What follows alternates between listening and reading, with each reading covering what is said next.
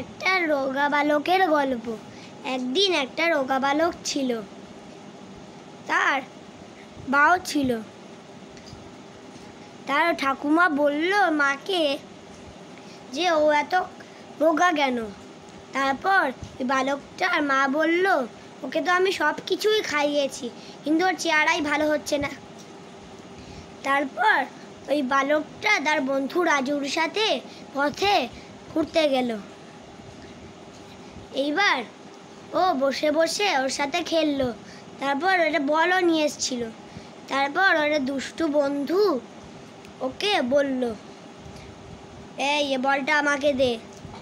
তারপর এই বালকটা বলল, না না না, ওটা আমার বাবা নিয়ে এসছে। বাবা বলল, এটা তোর ছিল, এখন এটা আমার। তারপর হাত থেকে এই বলটা কেড়ে নিল। তারপর অনেক দুঃখ পেল। দুঃখ বসে বসে ও নদীতে পাথর ফেলতে থাকলো। এবার অনেক সময় হয়ে গেল। এবার বন্ধু রাজু ওই বালকটাকে বলল, এই ভাই, এবার ঘরে চল, অনেক দেরি হয়ে গেছে।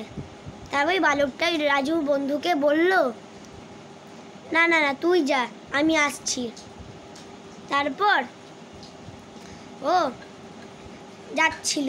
এবার যেতে দেখলো একটা কলা গাছ, রঙিন একটা কলা গাছ, গোল্ডেন। তারপর সেই কলা গাছটা আবার কথাও বলে।